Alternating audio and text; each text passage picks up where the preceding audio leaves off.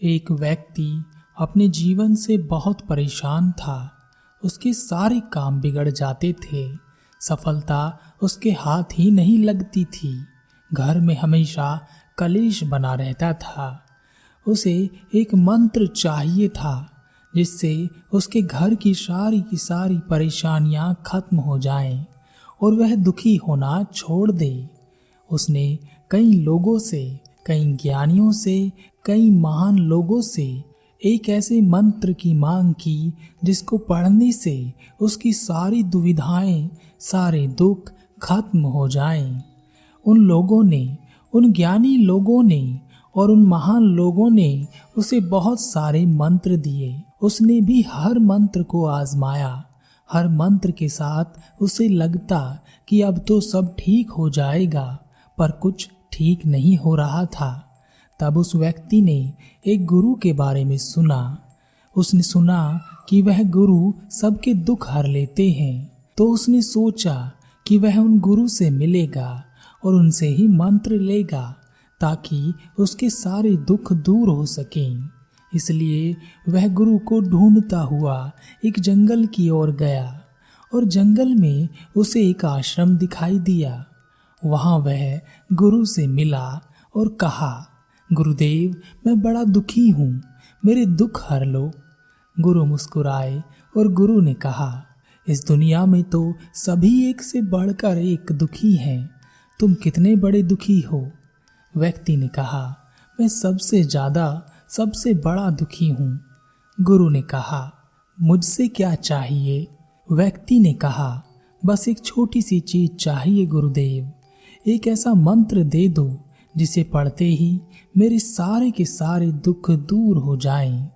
गुरु ने कहा, मंत्र ऐसे नहीं मिलते, उसके लिए कुछ करना पड़ता है। अगर मैं तुमसे कुछ करने के लिए कहूँ तो क्या तुम कर सकोगे?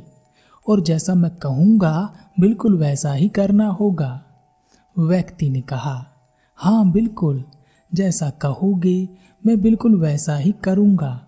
जो रीति रिवाज आप बताएंगे मैं सारे निभाऊंगा। सारे यज्ञ, हवन, पूजा पाठ सब कर डालूंगा, कुछ नहीं छोड़ूंगा। गुरु ने कहा, यह सब तो बहुत आसान चीजें हैं। मंत्र पाने के लिए बहुत कठिन परिश्रम करना पड़ता है, करोगे? व्यक्ति ने धीरे से कहा, क्या गुरुदेव दहकते हुए अंगारों पर चलना है? गुरु ने हंसते हुए कहा, नहीं नहीं, इतना आसान काम भी नहीं करना है। यह सुनकर उस व्यक्ति की हालत खराब हो गई। वह सोचने लगा, पता नहीं गुरुदेव मुझसे क्या करवाने वाले हैं।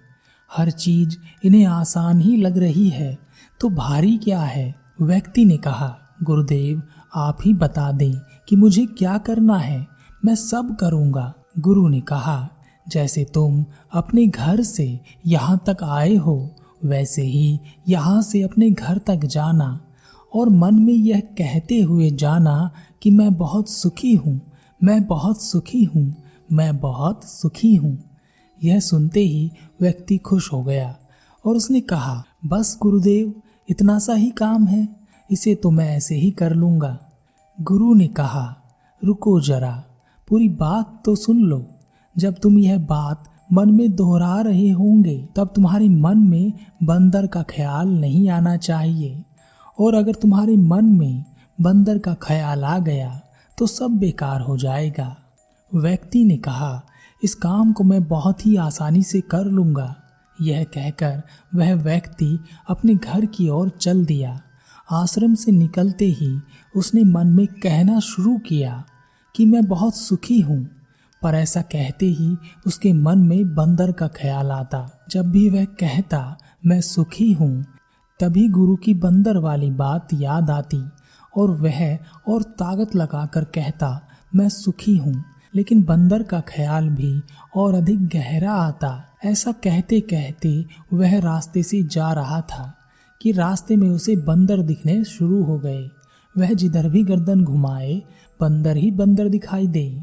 उसने सोचा, आते समय तो यह बंदर कहीं नहीं दिखे थे, अब क्यों दिख रहे हैं? अपने मन में मैं बहुत सुखी हूँ, मैं सुखी हूँ की बात करता करता वह घर पहुँच गया और घर पहुँचकर अपनी पत्नी से कहा, बंदरिया, मैं बहुत भूखा हूँ, बंदर परोस दो। मुख से बंदर शब्द निकलते ही उसका मुख खुला का खुला रह गया।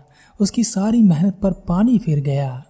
उसने सोचा, आज से पहले तो कभी उसके मन में बंदरों का इतना ख्याल नहीं आया था जितना कि अब आ रहा है, और हर जगह बंदर ही बंदर दिखाई दे रहे हैं।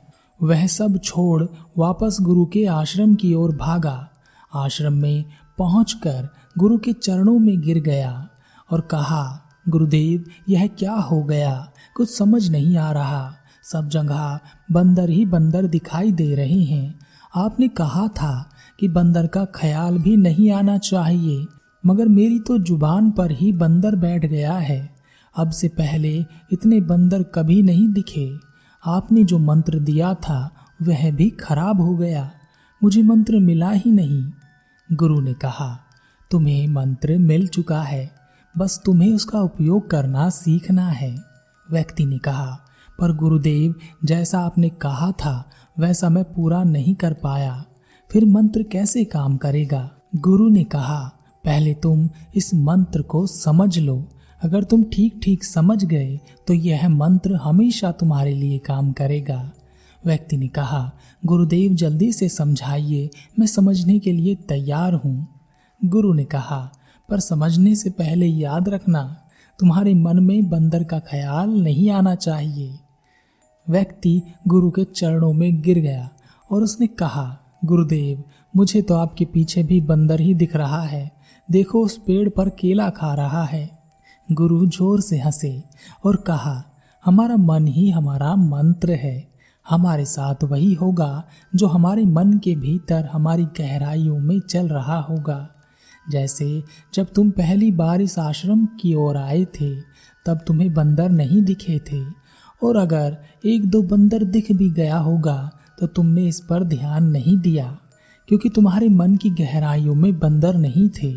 पर जब तुम यहाँ से वापस गए तब जो तुम्हारे मन की गहराइयों में होना चाहिए था वह तो तुम्हारी जुबान पर था, यानी मैं सुखी हूँ, लेकिन यह मन की गहराइयों में नहीं था।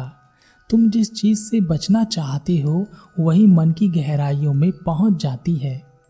तुम बंदर से बचना चाहते थे तो तुम्हारे मन की गहराइयों में बंदर ही बैठ गए, इसलिए तुम्हें हर वह बंदर दिखा जो रास्ते पर था, और वहां भी दिखा जहां कोई बंदर नहीं था, जैसे तुम्हारी पत्नी में, तुम्हारे भोजन में, और हो सकता है तुम्हें मुझ में भी बंदर दिख जाए। मन की गहराइयों में अगर यह मंत्र है कि मैं दुखी हूँ, मेरे पास कम है, तो तुम्हारे पास जितना आ जाए, कितना भी सुख आ जाए, तुम उससे भी दुख ही निर्मित कर लोगे और हमेशा कहोगे कि मैं दुखी हूँ, मेरे पास कम है। इसके उल्टे अगर किसी के मन की गहराइयों में यह बात हो कि मेरे पास बहुत है और मैं बहुत सुखी हूँ, तो चाहे उसके बाद उसके पास चीजें भले ही कम क्यों ना हो, दुख ही क्यों ना आ गया हो, वह उसमें भी सुख निर्मित कर लेगा। तुमने देखा, 36 प्रकार का भोजन होने पर भी कोई दुखी हो सकता है, और किसी को केवल 2 सूखी रोटी भी मिल जाए तो वह उनमें भी सुख ढूंढ लेता है। जिस प्रकार तुमने बंदर ढूंढ लिए, क्या अब तुम समझे कि इस मंत्र को तुम कैसे सिद्ध करोगे? व्यक्ति ने कहा, गुरुदेव, मैं समझ गया हूँ। हमारी लगातार चलने वाली सोच हमारे मन के भीतर बैठ जाती है। मैं लगातार शब्दों का उच्चारण मुख से जरूर कर रहा था, पर मेरी सोच बंदरों पर ही चल रही थी, तो वह मुझे मिले। इसी तरह मैं सुख चाहता हूँ, पर मेरी सोच में दुख तैरता रहता है। संपत्ति कम ही लगती है, हमेशा उल्टा ही सोचता रहता हूँ, तो इसलिए यह मंत्र भी मेरे लिए उल्टा ही काम करता है। मन का मंत्र काम करता है, मैं यह जान गया हूँ। इसे उल्टा या सीधा करना हमारे हाथ में ही है। गुरु ने कहा, वास्तव में हमारे अंतर में, हमारे मन में जो भी चलता है वह एक साधना की तरह होता है। जिस प्रकार कोई भी साधना करके उससे फल अवश्य मिलता है, उसी प्रकार अगर मन में गलत विचार, गलत सोच चल रही होगी तो उसका फल भी अवश्य मिलेगा।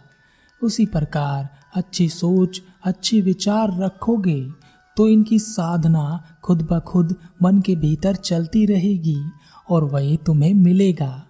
वह व्यक्ति गुरु को धन्यवाद कर वहां से चला गया। इसी प्रकार हमारे जीवन में भी हम अपना दुख निर्मित करते हैं। हम नहीं सोच पाते कि हमारे पास क्या है।